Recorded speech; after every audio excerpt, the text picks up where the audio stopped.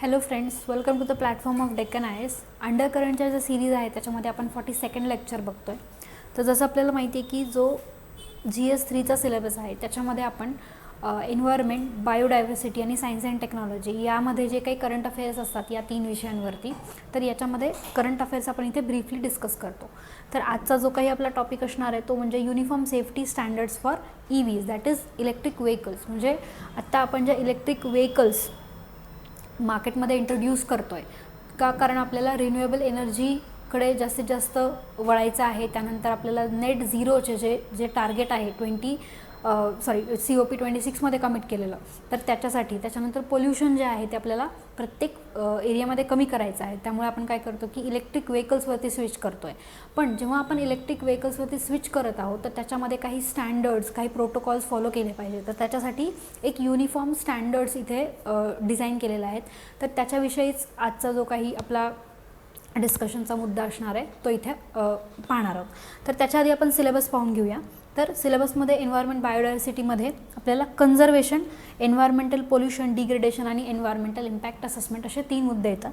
तर कन्झर्वेशनमध्ये जो काही बायोटिक आणि अबायोटिक फ्लोरा फौना प्रेझेंट आहे आणि बायोस्फिअरमध्ये ज्या काही अबायोटिकसुद्धा गोष्टी प्रेझेंट आहेत, तर त्याच्या कन्झर्वेशनसाठी आपण इथे काय करतो, काय ॲक्शन्स घेतो किंवा काय ॲक्शन्स आत्तापर्यंत घेतलेल्या आहेत, त्याचं काय रिझल्ट्स आहेत, त्यानंतर पुढे फ्युचर कन्झर्वेशनसाठी काय केलं पाहिजे. कारण आपल्याला सस्टेनेबल डेव्हलपमेंटल गोल्स कंप्लीट करायचे आहेत, त्यांचे जे काही टार्गेट्स आहेत ते अचीव्ह करायचे आहेत आणि ते सुद्धा सस्टेनेबली करायचे आहेत. ठीक आहे. तर याच्यासाठी कन्झर्वेशनच्या वेगवेगळ्या मेथड्स इथे वापरल्या जातात, त्याच्यावर वेगवेगळे ॲग्रीमेंट्स होतात, कॉन्फरन्सेस होतात. तर या सगळ्या गोष्टी इथे कन्झर्वेशनमध्ये आपण इथे घेत असतो. त्यानंतर एन्व्हायरमेंटल पोल्युशन आणि डिग्रेडेशन.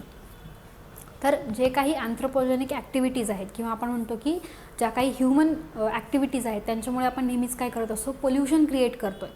तर त्या पोल्युशनमुळे काय काय इफेक्ट्स होतात आहे, ठीक आहे, आणि त्याच्या मिनिमायझेशनसाठी म्हणजे तो जो काही इफेक्ट आहे तो कमी करण्यासाठी आपण इथे काय केलं पाहिजे किंवा आत्ता आपण काय करत आहोत. तर या सगळ्या गोष्टी ज्या आहेत ते इथे एन्व्हायरमेंटल पोल्युशन आणि डिग्रेडेशनमध्ये येतात.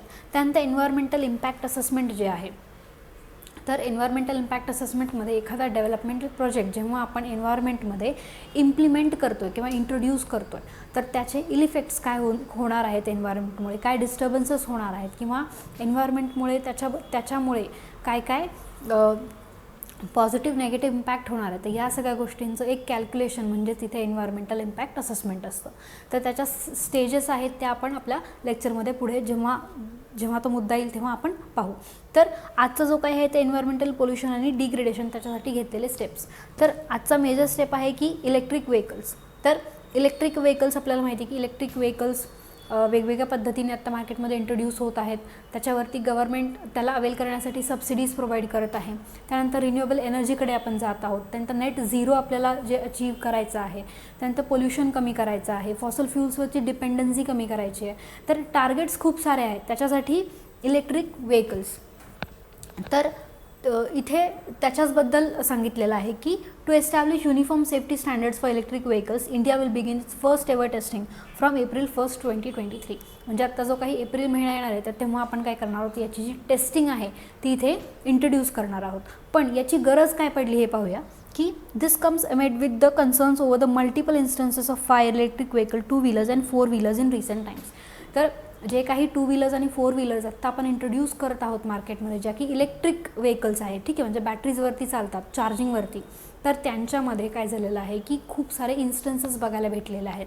म्हणजे कॅचिंग फायर आहे, त्यानंतर रनिंग व्यवस्थित नाही आहे. तर अशा काही इन्स्टन्सेसमुळे हे जे काही युनिफॉर्म स्टँडर्ड्स आहेत ते इथे इंट्रोड्यूस करण्यात आलेले आहेत. ठीक आहे. त्यानंतर बघा की पॉईंट्स काय आहेत या EV testing, that electric vehicles testing जेव्हा करायच्या त्याचे स्टँडर्ड्स काय आहेत किंवा की पॉईंट्स काय आहेत. तर करंट सिनॅरिओ आहे की no centralise testing facilities for EVs in India and manufacturing have their own benchmark. म्हणजे जी कंपनी ज्या गाडीला मॅन्युफॅक्चर करत आहे त्यांचे स्वतःचे काही बेंचमार्क्स आहेत, पण ॲज अन गव्हर्नमेंटचे काही अजून इथे सेंट्रलाइज रूल्स नाही आहे. ठीक आहे. किंवा सेंट्रलाइज टेस्टिंग फॅसिलिटी जी आहे, जी सेंट्रल गव्हर्नमेंट जे नॉर्म्स करून पुढे आपण व्हेकल पास करतो की yes this is fit for use किंवा ही यूज करण्यासाठी एक व्यवस्थित व्हेकल आहे. तर असे काही इथे गव्हर्नमेंटचे नॉर्म्स नाही आहेत. जी मॅन्युफॅक्चरिंग इंडस्ट्री आहे किंवा जी मॅन्युफॅक्चरिंग कंपनी आहे तिचे स्वतःचेच काही रूल्स आहेत. त्यामुळे गरज पडली आहे की एक युनिफॉर्म सेट ऑफ रूल्स बनवायचे आहेत. त्यानंतर the first major step towards standardisation of battery technology is taken when Bureau of Indian Standards issued performance norms for lithium ion battery packs and transit system in line with the broad iOS norms. तर जे Indian standards आहेत जिथे आपण follow करतो तर त्याच्यामध्ये जेव्हा lithium ion battery किंवा आपण सोडियम आयन बॅटरी याच्यावरती सुद्धा आपण पाहिलं होतं लेक्चर. तर जेव्हा या बॅटरीजचं स्टँडर्डायझेशन घेतलं त्याच्या बदल्यात आपण म्हणतो की या इलेक्ट्रिक व्हेकल्स किंवा यांच्या ज्या बॅटरीज आहेत तर त्यांच्या स्टँडर्डायझेशनशी सुद्धा इथे आपल्याला पाहायला हवं. त्यानंतर the task for procuring the manufacturing need to test battery powered vehicles has been vested in Pune based automotive research association. तर पुण्यामध्ये जे आहे ते याचं एक testing center that is automotive testing center इथे एस्टॅब्लिश करण्यात आलेलं आहे. त्यानंतर the ministry of heavy industries set up requisite infrastructure for testing, certification and development of electric and hybrid vehicles. तर हायब्रिड व्हेकल्स जे की इलेक्ट्रिसिटी प्लस फ्यूलवरती चालतात. त्यानंतर पुण्यामध्ये जे काही एक सेटअप तयार करण्यात आलेला आहे टेस्टिंगसाठी. तर तिथे फक्त टेस्टिंगच नाही तर इन्फ्रास्ट्रक्चर असं बिल्डअप करण्यात आलेलं आहे गव्हर्नमेंटकडनं जिथे की टेस्टिंग होतं, सर्टिफिकेशन. ठीक आहे, टेस्टिंगनंतर certification becomes a very important thing. तर certification and development of electric hybrid vehicles. तर डेव्हलपमेंटसुद्धा इथे काय केलं जाणार आहे, हायब्रिड व्हेकल्सचं केलं जाणार आहे. So this becomes an important part. त्यानंतर सिग्निफिकन्स काय आहे तर testing EV pushes complements and government's redouble focus on electric vehicles as well on the other norms alternative fuel with a large aim to reduce its crude import bill. तर जेव्हा आपण electric व्हेकल्सला promote करतोय तेव्हा त्याचे एक standard प्रोटोकॉलने जेव्हा आपण promote करतो तेव्हा ती इकॉनॉमी बूस्टअप होते आणि इथे जे काही आपली इम्पोर्टवरची म्हणजे आपण जे क्रूड ऑइल किंवा आपण फॉसल फ्यूल्सवरती जे डिपेंड आहोत, ठीक आहे, तर त्याच्यावरची जी काही डिपेंडन्सी आहे तर ती कमी होणार आहे आणि थोडक्यात आपले काही की इम्पोर्टचे जे बिल्स आहेत ते आपल्याला नक्कीच कमी येणार आहेत. त्यानंतर the union minister of road and transport and highways the government is targeting to go all electric in terms of new car sales in country by 2030. म्हणजे जे काही 2030पर्यंत आपण जे काही नवीन कार्स सेल करणार आहोत, आत्ता ज्या काही कार्स आहेत त्या पेट्रोल डिझेलवरती रन होतात, पण ज्या काही 2030पर्यंत आपलं टार्गेट आहे की मिनिस्ट्री ऑफ रोड अँड ट्रान्सपोर्टचं की ज्या काही कार्स आपण सेल करू तर त्या पूर्णपणे इलेक्ट्रिक असाव्यात. ठीक आहे, जेणेकरून की झिरो इमिशनमुळे परत काय की झिरो एअर पोल्युशनचे मुद्दे आपण पाहिले. एअर पोल्युशन मोस्टली दिल्ली या साईडला तुम्ही पाहिलं असेल तर खूप जास्त एअर पोल्युशनचे प्रॉब्लेम्स आहेत.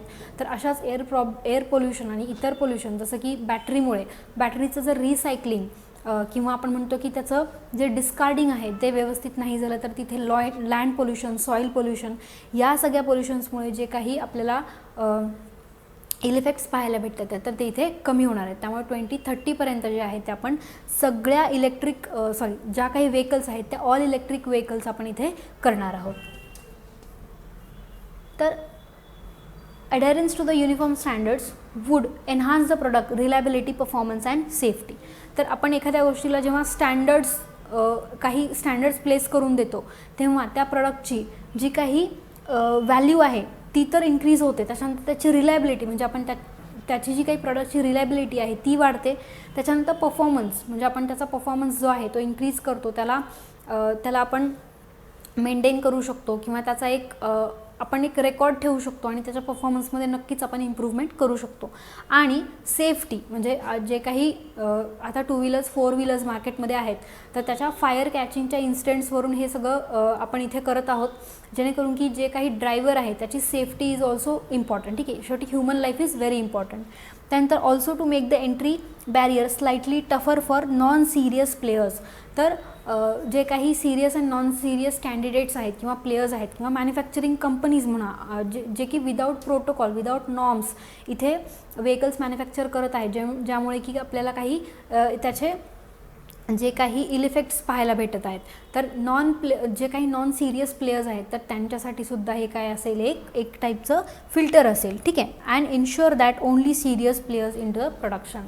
तर प्रोडक्शन करण्यामागे जे काही सिरियस प्लेयर्स आहेत तर त्यांनाच इथे बूस्ट मिळणार आहे, कारण ते नॉर्म्स आणि प्रोटोकॉल्स व्यवस्थित फॉलो करूनच जे काही इलेक्ट्रिक व्हेकल्स आहेत त्या मार्केटमध्ये आणणार आहेत, जेणेकरून की त्याच्या पुढची जी काही गोष्टी आहेत, ठीक आहे, कॅचिंग फायर आहे, त्याच्यानंतर ब्रेकडाऊन आहे, मेकॅनिकल ब्रेकडाऊन ज्याला म्हणतो, तर अशा गोष्टी इथे आपल्याला टाळण्यात येतील.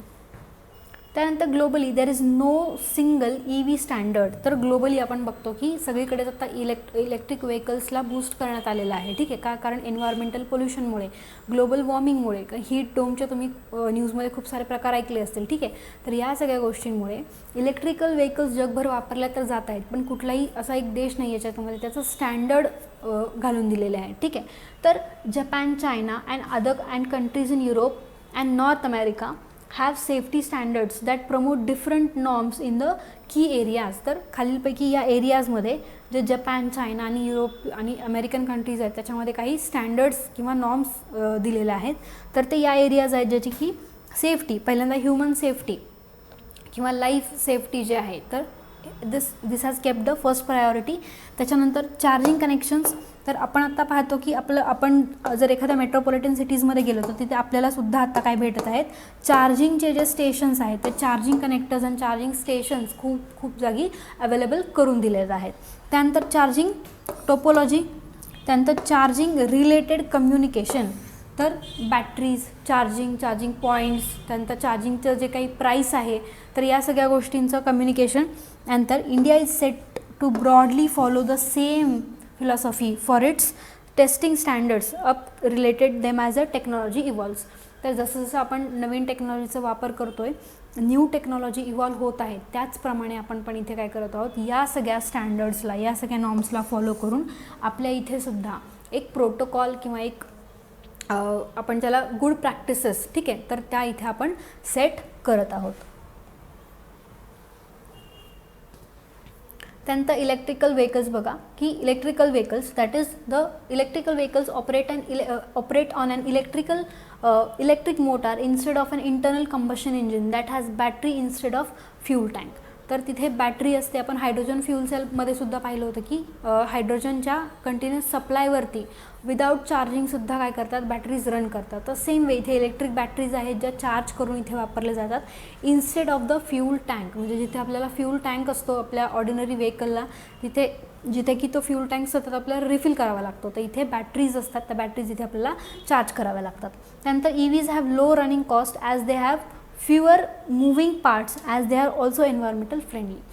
तर यांचं जे काही रनिंग कॉस्ट आहे ते सुद्धा खूप कमी आहे आणि त्याच्यानंतर एन्व्हायरमेंटल फ्रेंडली आहे. This is the main important thing, त्याच्यामुळे आपण त्याला अडॉप्ट करत आहोत, ठीक आहे. त्यानंतर in India the fuel cost for EVs approximately 80 paisa per kilometre. म्हणजे काय की अफोर्डेबल आहे ही जी टेक्नॉलॉजी आपण जी इंट्रोड्यूस करत आहोत. अल्टिमेटली काय, जी टेक्नॉलॉजी आपण इंट्रोड्यूस करतो ती प्रत्येकाला, जो कोणी त्याला वापरणार आहे त्याला अफोर्डेबल असली पाहिजे.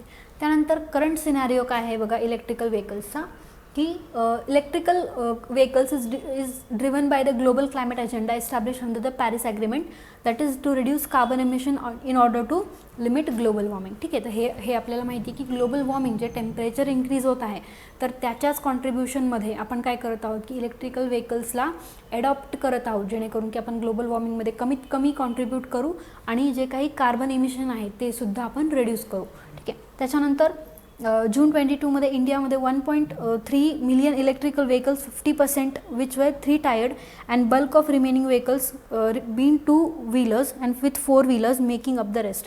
तर आत्तापर्यंत जे आहे ते 1.3 मिलियन दॅट इज 30 to 50% आपण इथे काय केलेलं आहे, बूस्ट केलेलं आहे 2 व्हीलर्स आणि 3 व्हीलर्सला. त्यानंतर इंडिया इनिशिएटिव्ह. तर इंडिया वेगवेगळे इनिशिएटिव्ह, म्हणजे आपण वेगवेगळे इनिशिएटिव्ह घेतो आहे ही जी काही इलेक्ट्रिकल व्हेकल्सची इकॉनॉमी आहे किंवा इलेक्ट्रिकल व्हेकल्स जे आहेत त्यांना बूस्ट करण्यासाठी. तर त्याच्यामध्ये आहे localisation of EV manufacturing through FAME that is faster adoption and manufacturing of electrical vehicle scheme. तर फेम एक स्कीम होती ज्याच्यामध्ये इलेक्ट्रिकल व्हेकल्सचं मॅन्युफॅक्चरिंग आणि अडॉप्टेशनला आपण काय करत आहोत, सपोर्ट करत आहोत. त्यानंतर PLA scheme for manufacturing automobile and automotive components. तर ऑटोमोबाईलचे जे कंपोनंट्स आहेत जे आपण दुसरीकडनं इम्पोर्ट करतो, याच्यासाठी आपण काय करतो आहे की इथे इन्सेंटिव्स देऊन, ठीक आहे, तर जे काही प्रोडक्शन लेड इंटेन्सिव्ह स्कीम आहे तर याच्यामध्ये काय करतो आपण की लोकल एरियामध्ये याच्या मॅन्युफॅक्चरिंग सेक्टर्सला सेटअप करतो, जेणेकरून की आपला इम्पोर्ट जो आहे तो कमी होणार आहे आणि सप्लाय चेन जी आहे ती कंटिन्युअसली राहील.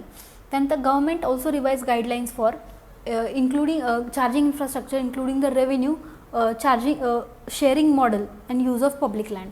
तर इथे गव्हर्नमेंटनी सुद्धा त्यांचे रूल्स रिवाईज केलेले आहेत की पब्लिक लँड जी आहे ती इथे चार्जिंग स्टेशनसाठी आपण यूज करू शकतो आणि त्याच्यासाठी काय आहे की गाईडलाईनसुद्धा आहेत. To boost sale there is exist a consumer centric incentives, tax exemption. तर हेच की सबसिडीज दिलेलं आहे, टॅक्स एक्झम्पशन दिलेलं आहे, ठीक आहे, जेणेकरून की काय होतं की इंटरेस्ट आहे जे subvention schemes to trigger the mass demand for electric vehicles mobility. तर जास्तीत जास्त मास डिमांड वाढावी याच्यासाठी टॅक्स एक्झम्पशन केलेलं आहे, सबसिडीज दिलेल्या आहेत. त्यानंतर मॅन्युफॅक्चरिंग सेक्टरला आपण काय केलेलं आहे, बूस्ट केलेलं आहे, ठीक आहे. त्यानंतर की NITI Aayog release a draft swapping that is battery swapping policy electrical vehicles in the country.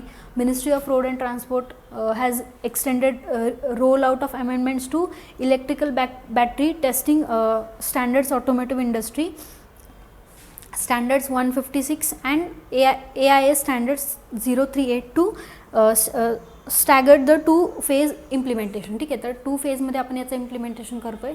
याच्यामध्ये प्रत्येक मिनिस्ट्री जी आहे ती आपल्या परीने कॉन्ट्रीब्यूट करत आहे.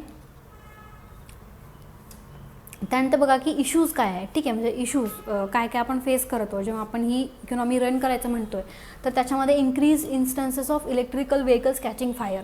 तर दिस इज द फर्स्ट थिंग. याच्यामध्ये ह्युमन लाईफ जी आहे ती रिस्कवरती होती, त्याच्यामुळे सेफ्टीला आपण प्रायोरिटीमध्ये ठेवून जे आहे ते आपण हे स्टँडर्ड्स सेट करतो आहे, ज्याच्यामध्ये की इलेक्ट्रिकल व्हेकल्स ज्या आहेत त्या फायर कॅच करत होत्या.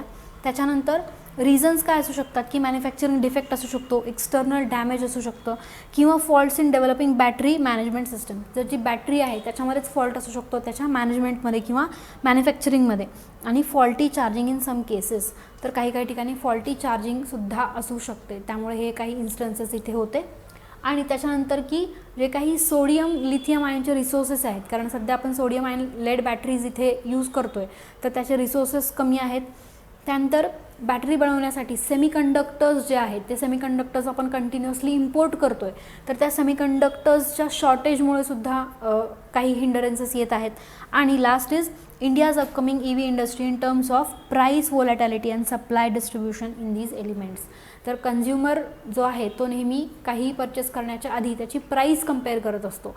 तर प्राईस वोलॅटॅलिटी आहे आणि जरी आपल्याकडे डिमांड तेवढी असेल तरी मॅन्युफॅक्चरिंग सेक्टर अजून तितकंसं बूस्ट झालेलं नाही आहे, त्यामुळं जे डिमांड आणि सप्लाय आहे तर त्याच्यामध्ये सुद्धा आपल्याला बॅलन्स ठेवायचा आहे. तर हे काही चॅलेंजेस होते जे इलेक्ट्रिकल व्हेकल्स जे आपण जे युनिफॉर्म स्टँडर्ड सेट करणार आहोत त्याच्यामध्ये होते. तर this was all about the electrical vehicles. त्याचं नेचरवरती काय इफेक्ट आहे, आपण ते काय अडॉप्ट करतो आहे आणि आपण त्याच्यासाठी काय COP26मध्ये काय प्लेज घेतलेला आहे, ठीक आहे. So this was all about the 42nd lecture. तर असंच एक लेक्चर घेऊन पुन्हा भेटू. Till then thank you.